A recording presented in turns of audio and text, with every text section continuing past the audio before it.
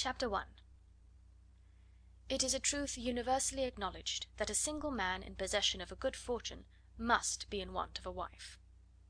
However little known the feelings or views of such a man may be on his first entering a neighbourhood, this truth is so well fixed in the minds of the surrounding families that he is considered the rightful property of some one or other of their daughters.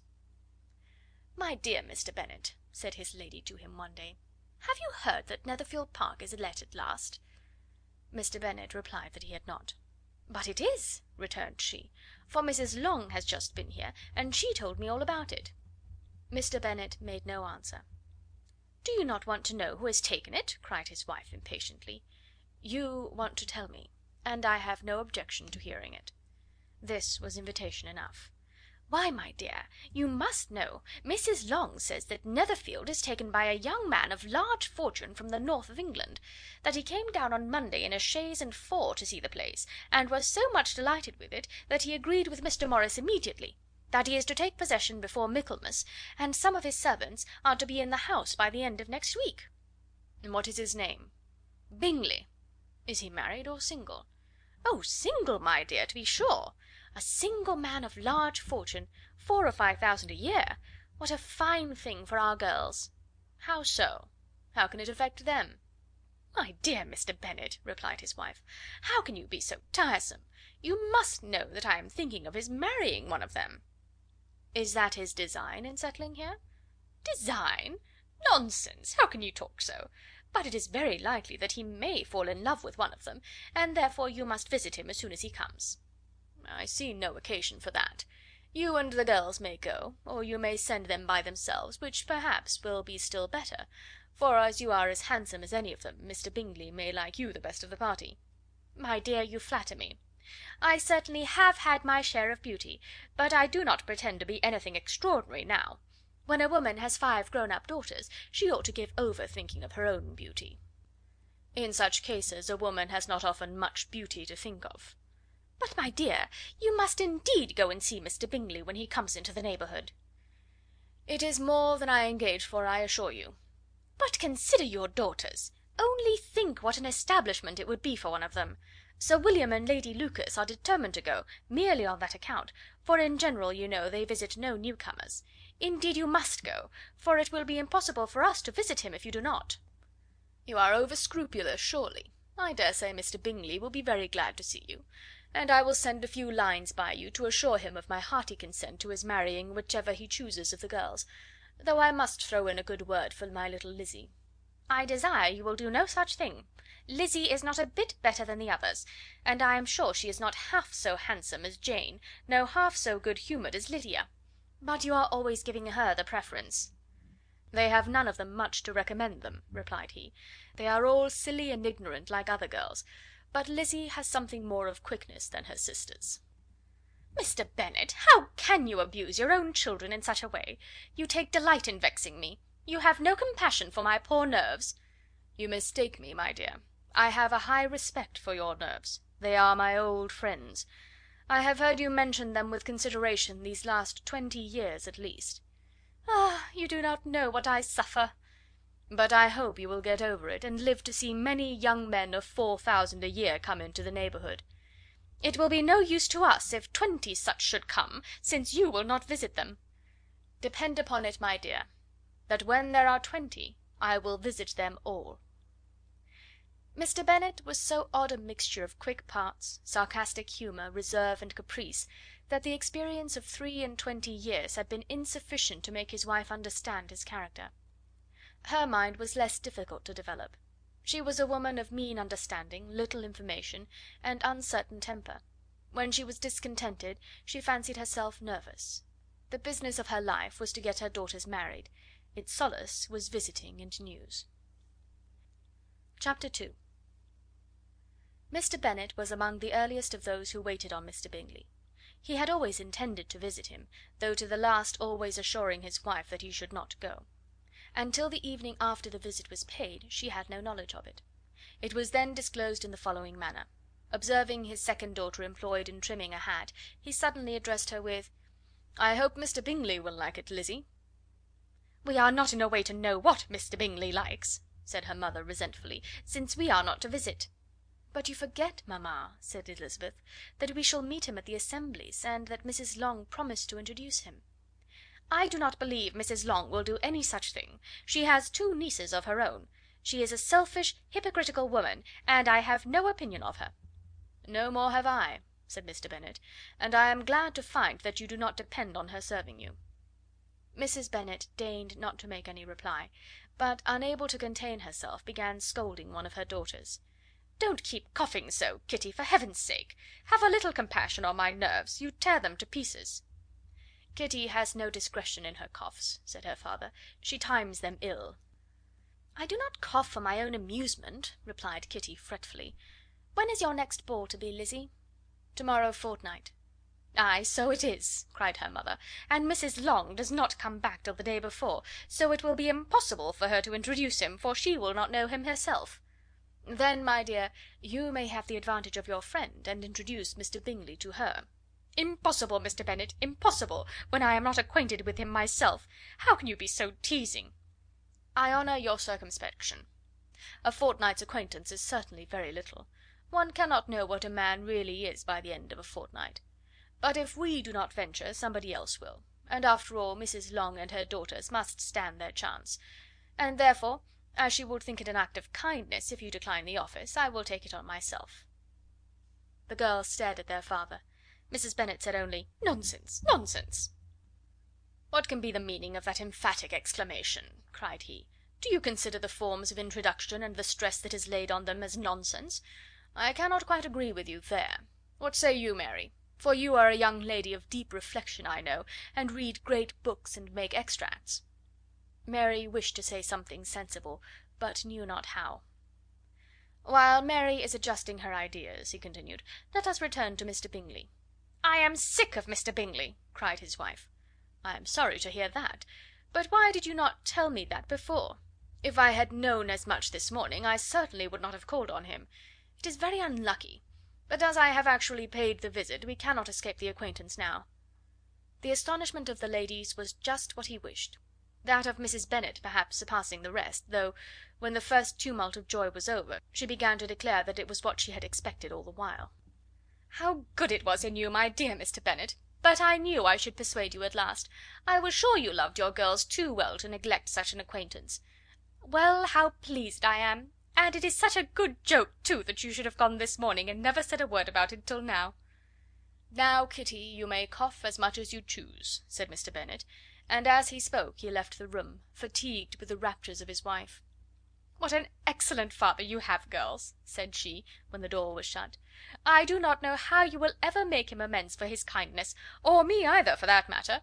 At our time of life it is not so pleasant, I can tell you, to be making new acquaintances every day, but for your sakes we would do anything. Lydia, my love, though you are the youngest, I dare say Mr. Bingley will dance with you at the next ball." "Oh!" said Lydia stoutly, "I am not afraid, for though I am the youngest, I am the tallest." The rest of the evening was spent in conjecturing how soon he would return Mr. Bennet's visit, and determining when they should ask him to dinner. Chapter 3. Not all that Mrs. Bennet, however, with the assistance of her 5 daughters, could ask on the subject was sufficient to draw from her husband any satisfactory description of Mr. Bingley. They attacked him in various ways, with barefaced questions, ingenuous suppositions, and distant surmises, but he eluded the skill of them all, and they were at last obliged to accept the second-hand intelligence of their neighbour, Lady Lucas. Her report was highly favourable. Sir William had been delighted with him. He was quite young, wonderfully handsome, extremely agreeable, and, to crown the whole, he meant to be at the next assembly with a large party. Nothing could be more delightful. To be fond of dancing was a certain step towards falling in love, and very lively hopes of Mr. Bingley's heart were entertained. "If I can but see one of my daughters happily settled at Netherfield," said Mrs. Bennet to her husband, "and all the others equally well married, I shall have nothing to wish for." In a few days Mr. Bingley returned Mr. Bennet's visit, and sat about 10 minutes with him in his library. He had entertained hopes of being admitted to a sight of the young ladies, of whose beauty he had heard much, but he saw only the father. The ladies were somewhat more fortunate, for they had the advantage of ascertaining from an upper window that he wore a blue coat and rode a black horse.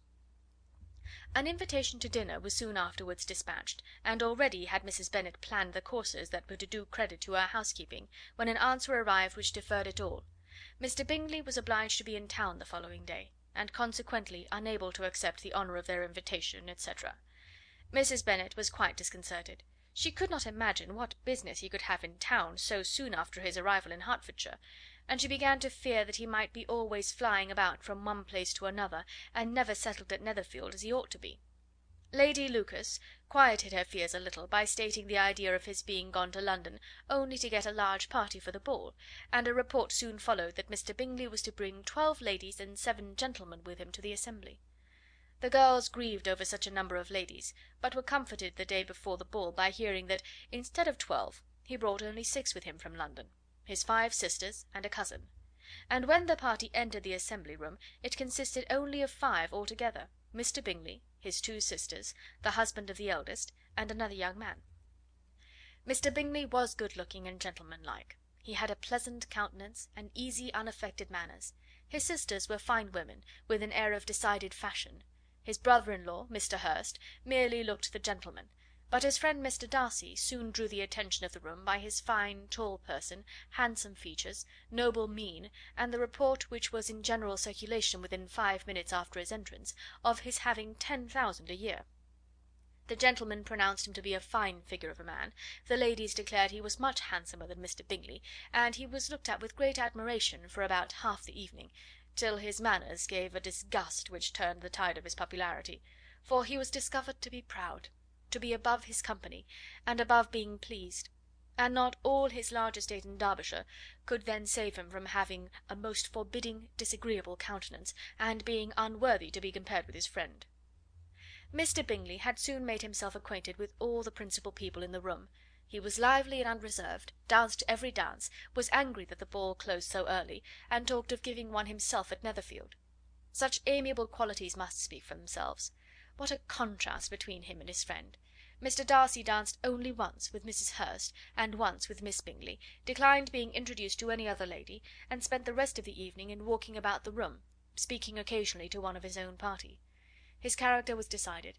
He was the proudest, most disagreeable man in the world, and everybody hoped that he would never come there again.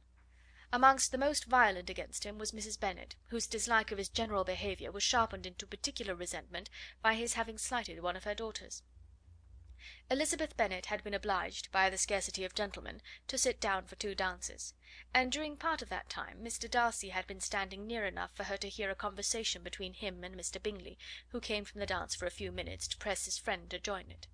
"Come, Darcy," said he, "I must have you dance. I hate to see you standing about by yourself in this stupid manner. You had much better dance." "I certainly shall not. You know how I detest it, unless I am particularly acquainted with my partner. At such an assembly as this it would be insupportable. Your sisters are engaged, and there is not another woman in the room whom it would not be a punishment to me to stand up with." "I would not be so fastidious as you are," cried Mr. Bingley, "for a kingdom. Upon my honour, I never met with so many pleasant girls in my life as I have this evening, and there are several of them, you see, uncommonly pretty." "You are dancing with the only handsome girl in the room," said Mr. Darcy, looking at the eldest Miss Bennet. "Oh, she is the most beautiful creature I ever beheld. But there is one of her sisters sitting down just behind you, who is very pretty, and I dare say very agreeable. Do let me ask my partner to introduce you." "Which do you mean?" And turning round, he looked for a moment at Elizabeth, till catching her eye, he withdrew his own and coldly said, "She is tolerable, but not handsome enough to tempt me. I am in no humour at present to give consequence to young ladies who are slighted by other men. You had better return to your partner and enjoy her smiles, for you are wasting your time with me." Mr. Bingley followed his advice. Mr. Darcy walked off, and Elizabeth remained with no very cordial feelings toward him. She told the story, however, with great spirit among her friends, for she had a lively, playful disposition, which delighted in anything ridiculous. The evening altogether passed off pleasantly to the whole family. Mrs. Bennet had seen her eldest daughter much admired by the Netherfield party. Mr. Bingley had danced with her twice, and she had been distinguished by his sisters. Jane was as much gratified by this as her mother could be, though in a quieter way. Elizabeth felt Jane's pleasure.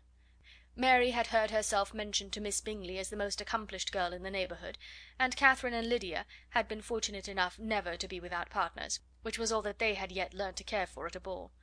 They returned therefore in good spirits to Longbourn, the village where they lived, and of which they were the principal inhabitants. They found Mr. Bennet still up. With a book he was regardless of time, and on the present occasion he had a good deal of curiosity as to the events of an evening which had raised such splendid expectations.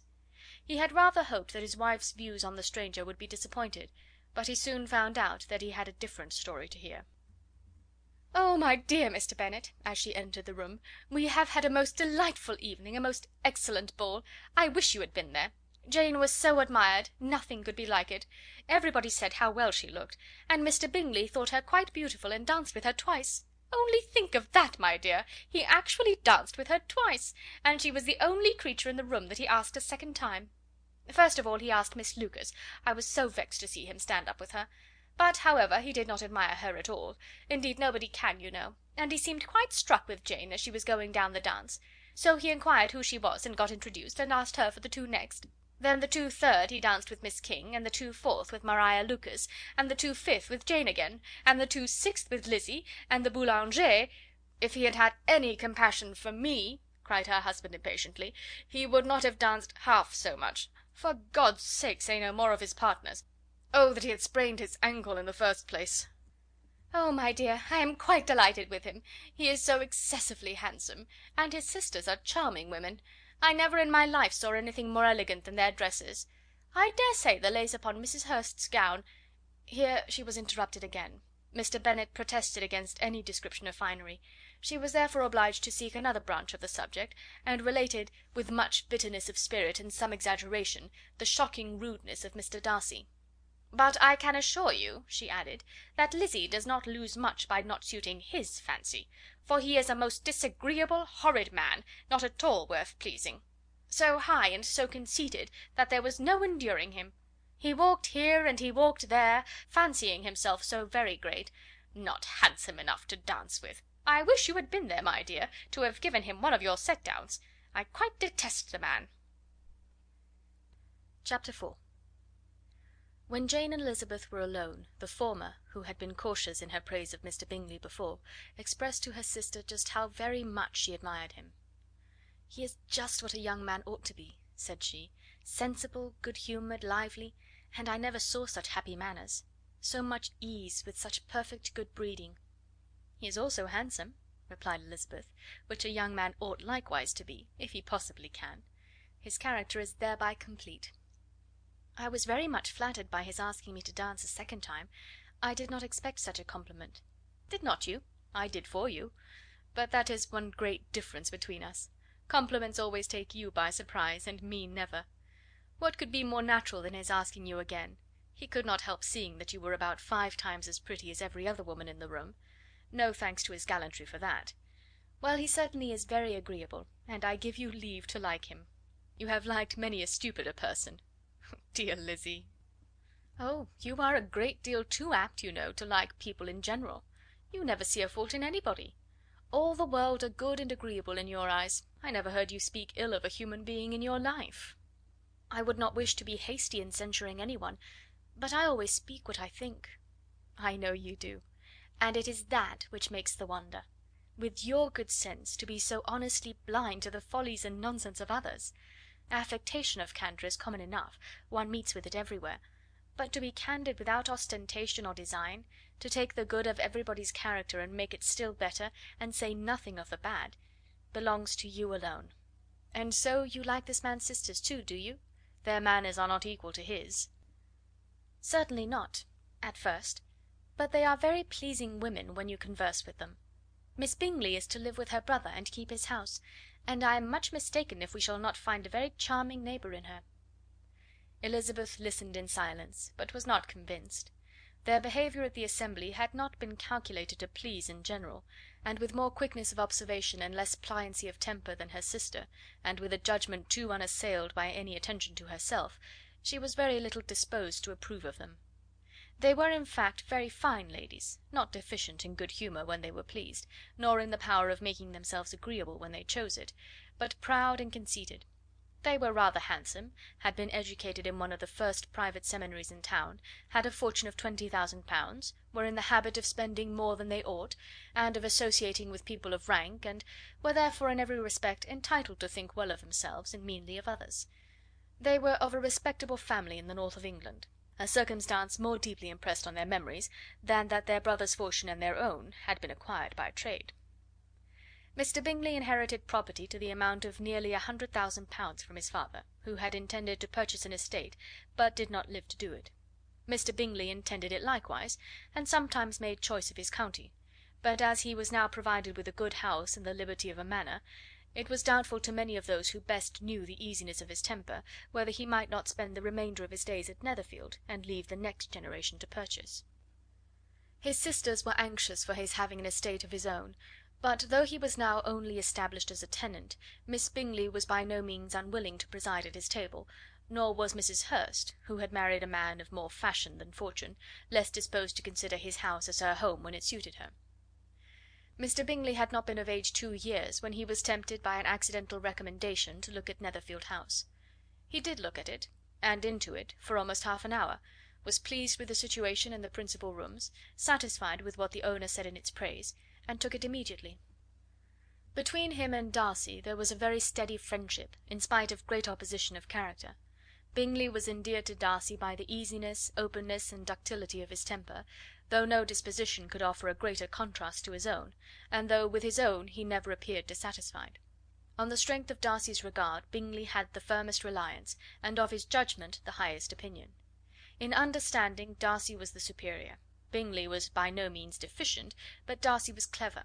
He was at the same time haughty, reserved, and fastidious, and his manners, though well bred, were not inviting. In that respect his friend had greatly the advantage. Bingley was sure of being liked wherever he appeared; Darcy was continually giving offence. The manner in which they spoke of the Meryton assembly was sufficiently characteristic. Bingley had never met with more pleasant people or prettier girls in his life. Everybody had been most kind and attentive to him, there had been no formality, no stiffness; he had soon felt acquainted with all the room, and as to Miss Bennet, he could not conceive an angel more beautiful. Darcy, on the contrary, had seen a collection of people in whom there was little beauty and no fashion, for none of whom he had felt the smallest interest, and from none received either attention or pleasure. Miss Bennet he acknowledged to be pretty, but she smiled too much. Mrs. Hurst and her sister allowed it to be so, but still they admired her and liked her, and pronounced her to be a sweet girl, and one whom they would not object to know more of. Miss Bennet was therefore established as a sweet girl, and their brother felt authorized by such commendation to think of her as he chose. Chapter 5. Within a short walk of Longbourn lived a family with whom the Bennets were particularly intimate. Sir William Lucas had been formerly in trade in Meryton, where he had made a tolerable fortune, and risen to the honour of knighthood by an address to the king during his mayoralty. The distinction had perhaps been felt too strongly; it had given him a disgust to his business, and to his residence in a small market town, and in quitting them both, he had removed with his family to a house about a mile from Meryton, denominated from that period Lucas Lodge, where he could think with pleasure of his own importance, and, unshackled by business, occupy himself solely in being civil to all the world. For though elated by his rank, it did not render him supercilious; on the contrary, he was all attention to everybody. By nature inoffensive, friendly, and obliging, his presentation at St. James's had made him courteous. Lady Lucas was a very good kind of woman, not too clever to be a valuable neighbour to Mrs. Bennet. They had several children. The eldest of them, a sensible, intelligent young woman about 27, was Elizabeth's intimate friend. That the Miss Lucases and the Miss Bennets should meet to talk over a ball was absolutely necessary, and the morning after the assembly brought the former to Longbourn to hear and to communicate. "You began the evening well, Charlotte," said Mrs. Bennet, with civil self command, to Miss Lucas. "You were Mr. Bingley's first choice." "Yes, but he seemed to like his second better." "Oh, you mean Jane, I suppose, because he danced with her twice. To be sure, that did seem as if he admired her; indeed, I rather believe he did. I heard something about it, but I hardly know what. Something about Mr. Robinson." "Perhaps you mean what I overheard between him and Mr. Robinson. Did not I mention it to you? Mr. Robinson's asking him how he liked our Meryton assemblies, and whether he did not think there were a great many pretty women in the room, and which he thought the prettiest, and his answering immediately to the last question, 'Oh, the eldest Miss Bennet, beyond a doubt. There cannot be two opinions on that point.'" "Upon my word! Well, that is very decided indeed. That does seem as if but, however, it may all come to nothing, you know." "My overhearings were more to the purpose than yours, Eliza," said Charlotte. "Mr. Darcy is not so well worth listening to as his friend, is he? Poor Eliza! To be only just tolerable! I beg you would not put it into Lizzie's head to be vexed by his ill treatment, for he is such a disagreeable man, that it would be quite a misfortune to be liked by him. Mrs. Long told me last night that he sat close to her for half an hour without once opening his lips." "Are you quite sure, ma'am? Is there not a little mistake?" said Jane. "I certainly saw Mr. Darcy speaking to her." "Ay, because she asked him at last how he liked Netherfield, and he could not help answering her. But she said he seemed quite angry at being spoke to." "Miss Bingley told me," said Jane, "that he never speaks much, unless among his intimate acquaintances. With them he is remarkably agreeable." "I do not believe a word of that, my dear. If he had been so very agreeable, he would have talked to Mrs. Long. But I can guess how it was. Everybody says that he is eat up with pride, and I dare say he had heard somehow that Mrs. Long does not keep a carriage, and had come to the ball in a hack chaise." "I do not mind his not talking to Mrs. Long," said Miss Lucas, "but I wish he had danced with Eliza." "Another time, Lizzie," said her mother, "I would not dance with him, if I were you." "I believe, ma'am, I may safely promise you never to dance with him." "His pride," said Miss Lucas, "does not offend me so much as pride often does, because there is an excuse for it. One cannot wonder that so very fine a young man, with family, fortune, everything in his favour, should think highly of himself. If I may so express it, he has a right to be proud." "That is very true," replied Elizabeth, "that I could easily forgive his pride if he had not mortified mine." "Pride," observed Mary, who piqued herself upon the solidity of her reflections, "is a very common failing, I believe. By all that I have ever read, I am convinced that it is very common indeed, that human nature is particularly prone to it, and that there are very few of us who do not cherish a feeling of self complacency on the score of some quality or other, real or imaginary. Vanity and pride are different things, though the words are often used synonymously. A person may be proud without being vain. Pride relates more to our opinion of ourselves, vanity to what we would have others think of us." "If I were as rich as Mr. Darcy," cried a young Lucas, who came with his sisters, "I should not care how proud I was. I would keep a pack of foxhounds and drink a bottle of wine a day." "Then you would drink a great deal more than you ought," said Mrs. Bennet, "and if I were to see you at it, I should take away your bottle directly." The boy protested that she should not. She continued to declare that she would, and the argument ended only with the visit. Chapter 6. The ladies of Longbourn soon waited on those of Netherfield. The visit was soon returned in due form. Miss Bennet's pleasing manners grew on the goodwill of Mrs. Hurst and Miss Bingley, and though the mother was found to be intolerable, and the younger sisters not worth speaking to, a wish of being better acquainted with them was expressed towards the two eldest. By Jane this attention was received with the greatest pleasure, but Elizabeth still saw superciliousness in their treatment of everybody, hardly excepting even her sister, and could not like them; though their kindness to Jane, such as it was, had a value as arising in all probability from the influence of their brother's admiration. It was generally evident, whenever they met, that he did admire her, and to her it was equally evident that Jane was yielding to the preference which she had begun to entertain for him from the first, and was in a way to be very much in love; but she considered with pleasure that it was not likely to be discovered by the world in general, since Jane united, with great strength of feeling, a composure of temper and a uniform cheerfulness of manner, which would guard her from the suspicions of the impertinent. She mentioned this to her friend Miss Lucas. "It may perhaps be pleasant," replied Charlotte, "to be able to impose on the public in such a case, but it is sometimes a disadvantage to be so very guarded. If a woman conceals her affection with the same skill from the object of it, she may lose the opportunity of fixing him, and it will then be but poor consolation to believe the world equally in the dark. There is so much of gratitude or vanity in almost every attachment, that it is not safe to leave any to itself. We can all begin freely, a slight preference is natural enough, but there are very few of us who have heart enough to be really in love without encouragement. In 9 cases out of 10 a woman had better show more affection than she feels. Bingley likes your sister undoubtedly, but he may never do more than like her if she does not help him on." "But she does help him on, as much as her nature will allow. If I can perceive her regard for him, he must be a simpleton indeed not to discover it too. Remember, Eliza, that he does not know Jane's disposition as you do." "But if a woman is partial to a man, and does not endeavour to conceal it, he must find it out." "Perhaps he must, if he sees enough of her; but though Bingley and Jane meet tolerably often, it is never for many hours together, and as they always see each other in large mixed parties, it is impossible that every moment should be employed in conversing together. Jane should therefore make the most of every half hour in which she can command his attention. When she is secure of him, there will be more leisure for falling in love as much as she chooses." "Your plan is a good one," replied Elizabeth, "where nothing is in question but the desire of being well married, and if I were determined to get a rich husband, or any husband, I dare say I should adopt it.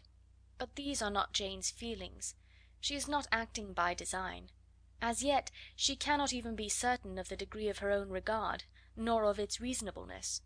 She has known him only a fortnight. She danced 4 dances with him at Meryton, she saw him one morning at his own house, and has since dined with him in company 4 times. This is not quite enough to make her understand his character." "Not as you represent it. Had she merely dined with him, she might only have discovered whether he had a good appetite; but you must remember that 4 evenings have also been spent together, and 4 evenings may do a great deal."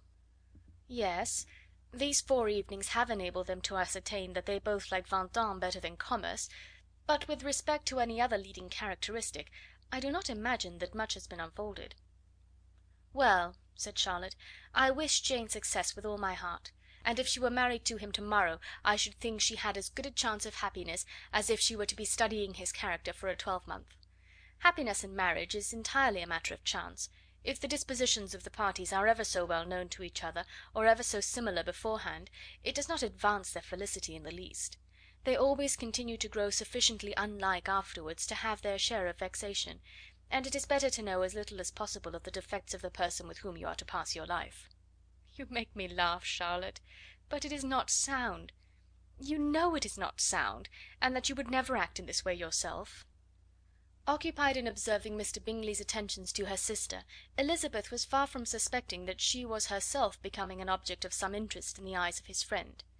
Mr. Darcy had at first scarcely allowed her to be pretty. He had looked at her without admiration at the ball, and when they next met he looked at her only to criticise. But no sooner had he made it clear to himself and his friends that she hardly had a good feature in her face, than he began to find it was rendered uncommonly intelligent by the beautiful expression of her dark eyes. To this discovery succeeded some others equally mortifying.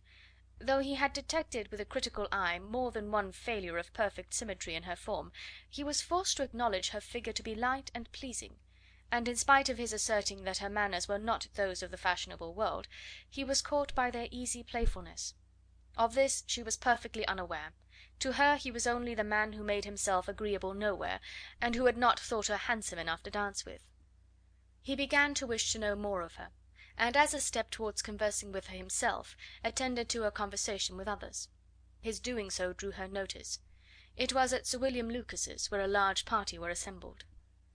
"What does Mr. Darcy mean," said she to Charlotte, "by listening to my conversation with Colonel Forster?" "That is a question which Mr. Darcy only can answer. But if he does it any more, I shall certainly let him know that I see what he is about. He has a very satirical eye, and if I do not begin by being impertinent myself, I shall soon grow afraid of him." On his approaching them soon afterwards, though without seeming to have any intention of speaking, Miss Lucas defied her friend to mention such a subject to him, which immediately provoking Elizabeth to do it, she turned to him and said: "Did you not think, Mr. Darcy, that I expressed myself uncommonly well just now, when I was teasing Colonel Forster to give us a ball at Meryton?" "With great energy; but it is always a subject which makes a lady energetic." "You are severe on us." "It will be her turn soon to be teased," said Miss Lucas. "I am going to open the instrument, Eliza, and you know what follows." "You are a very strange creature by way of a friend, always wanting me to play and sing before anybody and everybody. If my vanity had taken a musical turn, you would have been invaluable; but as it is, I would really rather not sit down before those who must be in the habit of hearing the very best performers." On Miss Lucas's persevering, however, she added: "Very well, if it must be so, it must." And gravely glancing at Mr. Darcy: "There is a fine old saying, which everybody here is of course familiar with: 'Keep your breath to cool your porridge,' and I shall keep mine to swell my song." Her performance was pleasing, though by no means capital. After a song or two, and before she could reply to the entreaties of several that she should sing again, she was eagerly succeeded at the instrument by her sister Mary, who, having in consequence of being the only plain one in the family worked hard for knowledge and accomplishments, was always impatient for display. Mary had neither genius nor taste, and though vanity had given her application, it had given her likewise a pedantic air and conceited manner, which would have injured a higher degree of excellence than she had reached. Elizabeth, easy and unaffected, had been listened to with much more pleasure, though not playing half so well, and Mary, at the end of a long concerto, was glad to purchase praise and gratitude by Scotch and Irish airs, at the request of her younger sisters, who, with some of the Lucases and 2 or 3 officers, joined eagerly in dancing at one end of the room. Mr. Darcy stood near them in silent indignation at such a mode of passing the evening, to the exclusion of all conversation, and was too much engrossed by his thoughts to perceive that Sir William Lucas was his neighbour, till Sir William thus began: "What a charming amusement for young people this is, Mr. Darcy! There is nothing like dancing after all. I consider it as one of the first refinements of polished society." "Certainly, sir, and it has the advantage also of being in vogue amongst the less polished societies of the world. Every savage can dance." Sir William only smiled. "Your friend performs delightfully," he continued, after a pause, on seeing Bingley join the group, "and I doubt not that you are an adept in the science yourself, Mr. Darcy. You saw me dance at Meryton, I believe, sir?" "Yes, indeed, and received no inconsiderable pleasure from the sight. Do you often dance at St. James's?" "Never, sir." "Do you not think it would be a proper compliment to the place?" "It is a compliment which I never pay to any place, if I can avoid it." "You have a house in town, I conclude?" Mr. Darcy bowed. "I had once had some thought of fixing in town myself, for I am fond of superior society, but I did not feel quite certain that the air of London would agree with Lady Lucas." He paused in hopes of an answer, but his companion was not disposed to make any, and Elizabeth at that instant moving towards them, he was struck with the action of doing a very gallant thing, and called out to her: "My dear Miss Eliza, why are you not dancing? Mr. Darcy, you must allow me to present this young lady to you as a very desirable partner. You cannot refuse to dance, I am sure, when so much beauty is before you." And taking her hand, he would have given it to Mr. Darcy, who, though extremely surprised, was not unwilling to receive it, when she instantly drew back, and said with some discomposure to Sir William: "Indeed, sir, I have not the least intention of dancing. I entreat you not to suppose that I moved this way in order to beg for a partner." Mr. Darcy, with grave propriety, requested to be allowed the honour of her hand, but in vain. Elizabeth was determined, nor did Sir William at all shake her purpose by his attempt at persuasion. "You excel so much in the dance, Miss Eliza, that it is cruel to deny me the happiness of seeing you; and though this gentleman dislikes the amusement in general, he can have no objection, I am sure, to oblige us for 1/2 hour." "Mr. Darcy is all politeness," said Elizabeth, smiling. "He is indeed, but considering the inducement, my dear Miss Eliza, we cannot wonder at his complaisance, for who would object to such a partner?" Elizabeth looked archly, and turned away. Her resistance had not injured her with the gentleman, and he was thinking of her with some complacency, when thus accosted by Miss Bingley. "I can guess the subject of your reverie." "I should imagine not." "You are considering how insupportable it would be to pass many evenings in this matter, in such society; and indeed I am quite sure of your opinion. I was never more annoyed. The insipidity, and yet the noise; the nothingness, and yet the self importance of all these people. What would I give to hear your strictures on them? Your conjecture is totally wrong, I assure you. My mind was more agreeably engaged. I have been meditating on the very great pleasure which a pair of fine eyes in the face of a pretty woman can bestow." Miss Bingley immediately fixed her eyes on his face, and desired he would tell her what lady had the credit of inspiring such reflections. Mr. Darcy replied with great intrepidity: "Miss Elizabeth Bennet." "Miss Elizabeth Bennet!" repeated Miss Bingley. "I am all astonishment. How long has she been such a favourite? And pray, when am I to wish you joy?" "That is exactly the question which I expected you to ask. A lady's imagination is very rapid; it jumps from admiration to love, from love to matrimony, in a moment. I knew you would be wishing me joy." Nay, if you are serious about it, I shall consider the matter as absolutely settled. You will be having a charming mother-in-law indeed, and of course she will always be at Pemberley with you."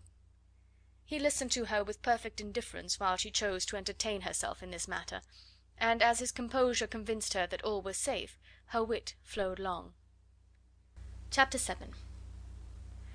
Mr. Bennet's property consisted almost entirely in an estate of 2,000 a year, which, unfortunately for his daughters, was entailed, in default of heirs male, on a distant relation; and their mother's fortune, though ample for her situation in life, could but ill supply the deficiency of his.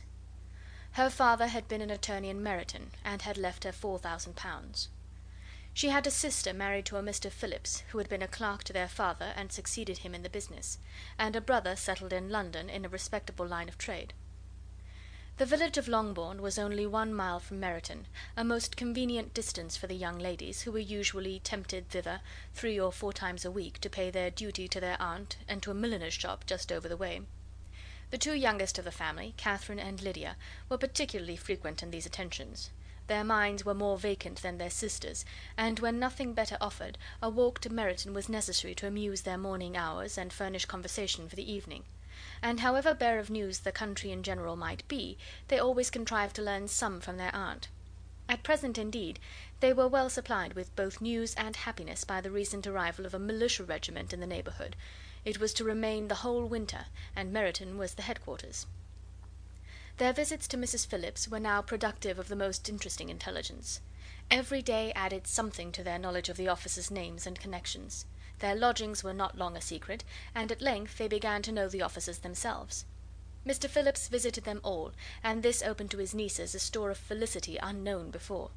They could talk of nothing but officers, and Mr. Bingley's large fortune, the mention of which gave animation to their mother, was worthless in their eyes when opposed to the regimentals of an ensign. After listening one morning to their effusions on this subject, Mr. Bennet coolly observed, "From all that I can collect by your manner of talking, you must be 2 of the silliest girls in the country. I have suspected it some time, but I am now convinced." Catherine was disconcerted and made no answer, but Lydia, with perfect indifference, continued to express her admiration of Captain Carter, and her hope of seeing him in the course of the day, as he was going the next morning to London. "I am astonished, my dear," said Mrs. Bennet, "that you should be so ready to think your own children silly. If I wished to think slightingly of anybody's children, it should not be my own, however. If my children are silly, I must hope to always be sensible of it." "Yes, but as it happens, they are all of them very clever." "This is the only point, I flatter myself, on which we do not agree. I had hoped that our sentiments coincided in every particular, but I must so far differ from you as to think our 2 youngest daughters uncommonly foolish." "My dear Mr. Bennet, you must not expect such girls to have the sense of their father and mother. When they get to our age, I dare say they will not think about officers any more than we do. I remember the time when I liked a red coat myself very well, and indeed so I do still at my heart; and if a smart young colonel, with 5,000 or 6,000 a year, should want one of my girls, I shall not say nay to him. And I thought Colonel Forster looked very becoming the other night at Sir William's in his regimentals." "Mamma," cried Lydia, "my aunt says that Colonel Forster and Captain Carter do not go so often to Miss Watson's as they did when they first came. She sees them now very often standing in Clark's library." Mrs. Bennet was prevented replying by the entrance of the footman with a note for Miss Bennet. It came from Netherfield, and the servant waited for an answer. Mrs. Bennet's eyes sparkled with pleasure, and she was eagerly calling out, while her daughter read, "Well, Jane, who is it from? What is it about? What does he say? Well, Jane, make haste and tell us. Make haste, my love." "It is from Miss Bingley," said Jane, and then read it aloud. "My dear friend, if you are not so compassionate as to dine to-day with Louisa and me, we shall be in danger of hating each other for the rest of our lives, for a whole day's tete-a-tete between 2 women can never end without a quarrel. Come as soon as you can on receipt of this. My brother and the gentlemen are to dine with the officers. Yours ever, Caroline Bingley." "With the officers!" cried Lydia. "I wonder my aunt did not tell us of that." "Dining out," said Mrs. Bennet. "That is very unlucky." "Can I have the carriage?" said Jane. "No, my dear, you had better go on horseback, because it seems likely to rain, and then you must stay all night." "That would be a good scheme," said Elizabeth, "if you were sure that they would not offer to send her home." "Oh, but the gentlemen will have Mr. Bingley's chaise to go to Meryton, and the Hursts have no horses to theirs." "I had much rather go in the coach." "But, my dear, your father cannot spare the horses, I am sure. "They are wanted in the farm, Mr. Bennet, are they not?" "They are wanted in the farm much oftener than I can get them." "But if you have got them to day," said Elizabeth, "my mother's purpose will be answered." She did at last extort from her father an acknowledgment that the horses were engaged. Jane was therefore obliged to go on horseback, and her mother attended her to the door with many cheerful prognostics of a bad day. Her hopes were answered. Jane had not been gone long before it rained hard. Her sisters were uneasy for her, but her mother was delighted. The rain continued the whole evening without intermission. Jane certainly could not come back. "This was a lucky idea of mine, indeed," said Mrs. Bennet more than once, as if the credit of making it rain were all her own. Till the next morning, however, she was not aware of all the felicity of her contrivance. Breakfast was scarcely over when a servant from Netherfield brought the following note for Elizabeth. My dearest Lizzy, I find myself very unwell this morning, which I suppose is to be imputed to my getting wet through yesterday. My kind friends will not hear of my returning till I am better. They insist also on my seeing Mr. Jones, therefore do not be alarmed if you should hear of his having been to me, and, excepting a sore throat and headache, there is not much the matter with me. Yours, etc. "Well, my dear," said Mr. Bennet, when Elizabeth had read the note aloud, "if your daughter should have a dangerous fit of illness, if she should die, it would be a comfort to know that it was all in pursuit of Mr. Bingley, and under your orders." "Oh, I am not afraid of her dying. People do not die of little trifling colds. She will be taken good care of. As long as she stays there, it is all very well. I would go and see her if I could have the carriage." Elizabeth, feeling really anxious, was determined to go to her, though the carriage was not to be had; and as she was no horsewoman, walking was her only alternative. She declared her resolution. "How can you be so silly," cried her mother, "as to think of such a thing, in all this dirt? You will not be fit to be seen when you get there." "I shall be very fit to see Jane, which is all I want." "Is this a hint to me, Lizzy," said her father, "to send for the horses?" "No, indeed. I do not wish to avoid the walk. The distance is nothing when one has a motive. Only 3 miles. I shall be back by dinner." "I admire the activity of your benevolence," observed Mary, "but every impulse of feeling should be guided by reason, and, in my opinion, exertion should always be in proportion to what is required." "We will go as far as Meryton with you," said Catherine and Lydia. Elizabeth accepted their company, and the 3 young ladies set off together. "If we make haste," said Lydia, as they walked along, "perhaps we may see something of Captain Carter before he goes." In Meryton they parted, the 2 youngest repaired to the lodgings of the officers' wives, and Elizabeth continued her walk alone, crossing field after field at a quick pace, jumping over stiles and springing over puddles with impatient activity, and finding herself at last within view of the house, with weary ankles, dirty stockings, and a face glowing with the warmth of exercise. She was shown into the breakfast parlour, where all but Jane were assembled, and where her appearance created a great deal of surprise. That she should have walked 3 miles so early in the day, in such dirty weather, and by herself, was almost incredible to Mrs. Hurst and Miss Bingley, and Elizabeth was convinced that they held her in contempt for it. She was received, however, very politely by them, and in their brother's manners there was something better than politeness, there was good humour and kindness. Mr. Darcy said very little, and Mr. Hurst nothing at all. The former was divided between admiration of the brilliancy which exercise had given to her complexion, and doubt as to the occasion's justifying her coming so far alone. The latter was thinking only of his breakfast. Her inquiries after his sister were not very favourably answered. Miss Bennet had slept ill, and though up, was very feverish, and not well enough to leave her room. Elizabeth was glad to be taken to her immediately, and Jane, who had only been withheld by the fear of giving alarm or inconvenience from expressing in her note how much she longed for such a visit, was delighted at her entrance. She was not equal, however, to much conversation, and when Miss Bingley left them together, could attempt little beside expressions of gratitude for the extraordinary kindness she was treated with. Elizabeth silently attended her. When breakfast was over they were joined by the sisters, and Elizabeth began to like them herself when she saw how much affection and solicitude they showed for Jane. The apothecary came, and having examined his patient, said, as might be supposed, that she had caught a violent cold, and that they must endeavour to get the better of it, advised her to return to bed, and promised her some draughts. The advice was followed readily, for the feverish symptoms increased, and her head ached acutely. Elizabeth did not quit her room for a moment, nor were the other ladies often absent. The gentlemen being out, they had, in fact, nothing to do elsewhere. When the clock struck 3, Elizabeth felt that she must go, and very unwillingly said so. Miss Bingley offered her the carriage, and she only wanted a little pressing to accept it, when Jane testified such concern in parting with her, that Miss Bingley was obliged to convert the offer of the chaise to an invitation to remain at Netherfield for the present. Elizabeth most thankfully consented, and a servant was dispatched to Longbourn to acquaint the family with her stay, and bring back a supply of clothes. Chapter 8. At 5 o'clock the two ladies retired to dress, and at 6:30 Elizabeth was summoned to dinner. To the civil inquiries which then poured in, and amongst which she had the pleasure of distinguishing the much superior solicitude of Mr. Bingley's, she could not make a very favourable answer. Jane was by no means better. The sisters, on hearing this, repeated 3 or 4 times how much they were grieved, how shocking it was to have a bad cold, and how excessively they disliked being ill themselves; and then thought no more of the matter, and their indifference towards Jane, when not immediately before them, restored Elizabeth to the enjoyment of all her former dislike. Their brother, indeed, was the only one of the party whom she could regard with any complacency. His anxiety for Jane was evident, and his attentions to herself most pleasing, and they prevented her feeling herself so much an intruder as she believed she was considered by the others. She had very little notice from any but him. Miss Bingley was engrossed by Mr. Darcy, her sister scarcely less so, and as for Mr. Hurst, by whom Elizabeth sat, he was an indolent man, who lived only to eat, drink, and play at cards, who, when he found her to prefer a plain dish to a ragout, had nothing to say to her. When dinner was over, she returned directly to Jane, and Miss Bingley began abusing her as soon as she was out of the room. Her manners were pronounced to be very bad indeed, a mixture of pride and impertinence. She had no conversation, no style, no beauty. Mrs. Hurst thought the same, and added, "She has nothing, in short, to recommend her but being an excellent walker.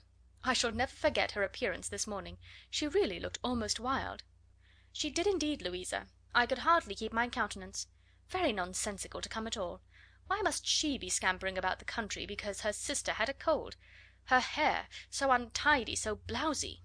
Yes, and her petticoat, I hope you saw her petticoat, 6 inches deep in mud, I am absolutely certain, and the gown which had been let down to hide it not doing its office."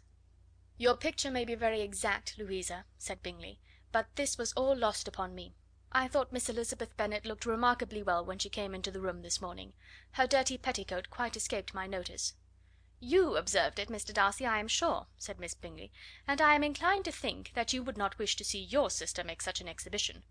"Certainly not." "To walk 3 miles, or 4 miles, or 5 miles, or whatever it is, above her ankles in dirt, and alone, quite alone! What could she mean by it? It seems to me to show an abominable sort of conceited independence, a most country town indifference to decorum." "It shows an affection for her sister that is very pleasing," said Bingley. "I am afraid, Mr. Darcy," observed Miss Bingley in a half whisper, "that this adventure has rather affected your admiration of her fine eyes." "Not at all," he replied; "they were brightened by the exercise." A short pause followed this speech, and Mrs. Hurst began again. "I have an excessive regard for Miss Jane Bennet. She is really a very sweet girl, and I wish with all my heart she were well settled; but with such a father and mother, and such low connections, I am afraid there is no chance of it." "I think I have heard you say that their uncle is an attorney on Meryton." "Yes, and they have another who lives somewhere near Cheapside." "That is capital," added her sister, and they both laughed heartily. "If they had uncles enough to fill all Cheapside," cried Bingley, "it would not make them one jot less agreeable." "But it must very materially lessen their chance of marrying men of any consideration in the world," replied Darcy. To this speech Bingley made no answer, but his sisters gave it their hearty assent, and indulged their mirth for some time at the expense of their dear friend's vulgar relations. With a renewal of tenderness, however, they returned to her room on leaving the dining parlour, and sat with her till summoned to coffee. She was still very poorly, and Elizabeth would not quit her at all till late in the evening, when she had the comfort of seeing her sleep, and when it seemed to her rather right than pleasant that she should go downstairs herself. On entering the drawing room she found the whole party at loo, and was immediately invited to join them, but suspecting them to be playing high she declined it, and making her sister the excuse, said she would amuse herself for the short time she could stay below with a book. Mr. Hurst looked at her with astonishment. "Do you prefer reading to cards?" said he. "That is rather singular." "Miss Eliza Bennet," said Miss Bingley, "despises cards. She is a great reader, and has no pleasure in anything else." "I deserve neither such praise nor such censure," cried Elizabeth. "I am not a great reader, and I have pleasure in many things." "In nursing your sister I am sure you have pleasure," said Bingley, "and I hope it will soon be increased by seeing her quite well." Elizabeth thanked him from her heart, and then walked towards the table where a few books were lying. He immediately offered to fetch her others, all that his library afforded. "And I wish my collection were larger for your benefit and my own credit, but I am an idle fellow, and though I have not many, I have more than I have ever looked into." Elizabeth assured him that she could suit herself perfectly with those in the room. "I am astonished," said Miss Bingley, "that my father should have left so small a collection of books. What a delightful library you have at Pemberley, Mr. Darcy!" "It ought to be good," he replied. "It has been the work of many generations." "And then you have added so many to it yourself. You are always buying books." "I cannot comprehend the neglect of a family library in such days as these." "Neglect? I am sure you neglect nothing that can add to the beauties of that noble place. Charles, when you build your house, I wish it may be half as delightful as Pemberley." "I wish it may." "But I would really advise you to make your purchase in that neighbourhood, and take Pemberley for a kind of model. There is not a finer county in England than Derbyshire." "With all my heart. I will buy Pemberley itself if Darcy will sell it." "I am talking of possibilities, Charles.